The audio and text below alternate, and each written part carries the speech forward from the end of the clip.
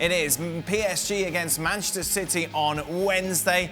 But on Tuesday, Real Madrid taking on Chelsea. Alessandro, I want to start with you. Looking ahead to Madrid against Chelsea, I'm a little concerned that this game, for want of a better word, is going to be a little boring. Oh, I don't think so. I think that the fashion, the desire to be champion will take over. But yes, it will be really tactics because both trainers, both coaches are really good in tactics. Actually, I think Real Madrid won the last quarterfinals with a smart decision by Zidane. So Chelsea is not an easy life for them because Real Madrid has a special relationship with this Champions League, and it will be a very interesting game. Because it's been crazy because Real Madrid haven't been very good. They're not a very good team in La Liga. They've been some good performances, but mostly not. Yet when it comes to this tournament, when it comes to knockout stages, when it comes to this time of the year, they just seem to be able to flick a switch. And you've got the likes of Modric and Kroos and Casemiro and Benzema, who all seem to be able to up their game for these big matches.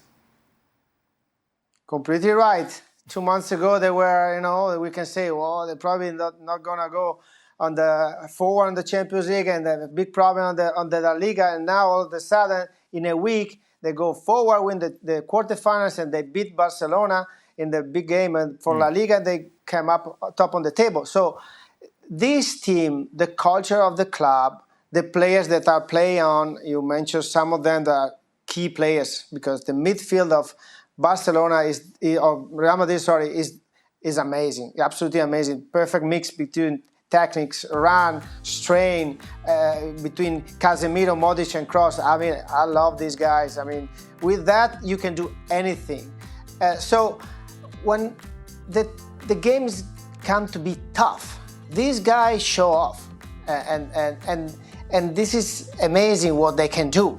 And they know the importance of the game. They think, even with Zidane, they probably understand the moment of the year, and they came up with amazing performance, and they know how to win. That is a big thing. They turn also, they recover from Asensio, big loss in the last months, and with Vinicius, they convert Vinicius to be a great football player because they had a big problem with him before, and they still have Benzema. That is Benzema is a key player for them as well. He's strong, he's old.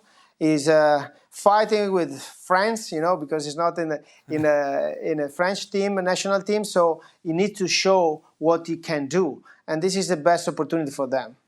Ale, and it seems as well that because it's Real Madrid and because of their history and because opponents are clearly aware of what they've achieved and what these players can do at their best, does that play into the hands of Real Madrid? Does that play in the heads of Chelsea? Psychologically going into this, does it affect that they're playing such a big club?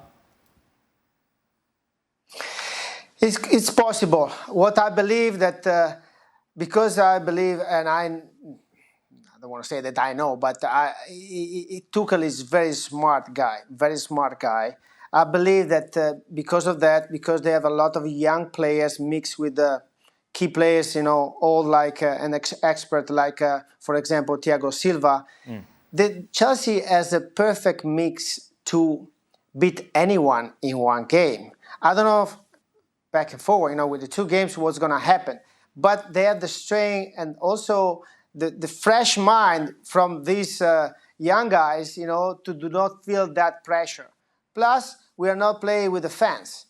That is another good point from my point of view on Chelsea advantage, because they can express themselves without the rumors of the Bernabeu or something, that even when you play home that you miss easy goal, something, you can feel it. So it's the best moment for them to face in Real Madrid. I don't think it will be a big pre-game in terms of what we are talking about.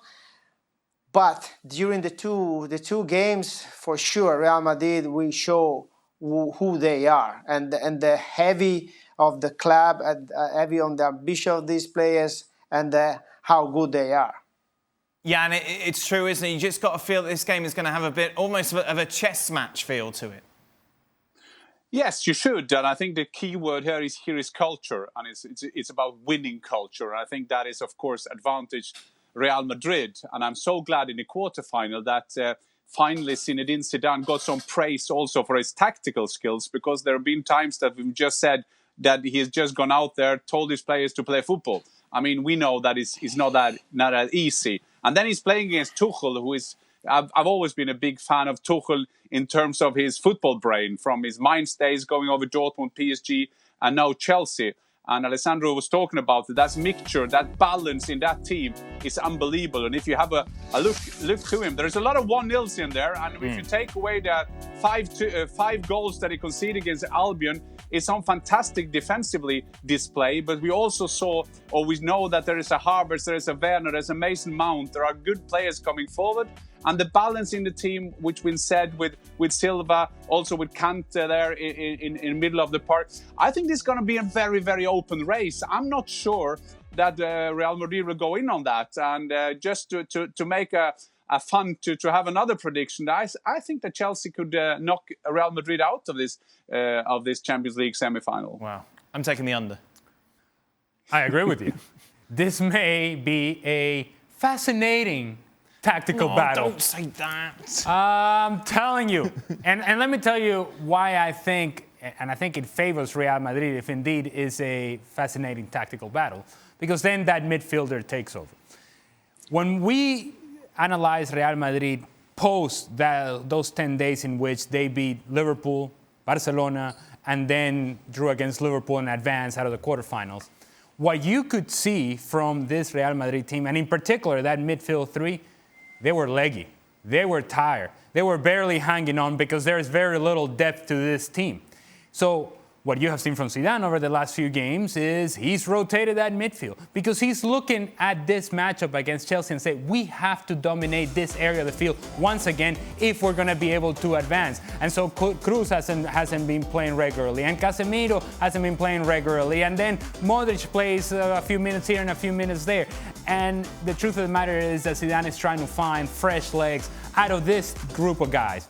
Because if he gets the very best out of this group of guys, they can dominate any game they play in at any stage in any competition. What you get out of the rest of the team, that's a different question. And that's one that Zidane is also going to have to figure out, because there you don't have the option of Valverde. He's not available. What do you do to substitute Valverde and the athleticism that he gives you coming out of the midfield when he's playing? What do you do on the left-hand side of the back line, and how do you make up for the absence of Ferland Mendy and the speed that he gives you not only in the attacking half but in recovering defensively as well? You're going to have to get a very good performance from Vinicius Jr. again, stretching the back line and creating spaces underneath so that then that midfield can take over. It's a repetitive answer when it comes to Real Madrid. If they're going to be successful, that midfield three has to play at their very best. Well, thank you very much for watching ESPN on YouTube. For more sports highlights and analysis, be sure to download the ESPN app. And for live streaming, premium content, and let's not forget as well, ESPN FC 7 days a week, subscribe to ESPN+.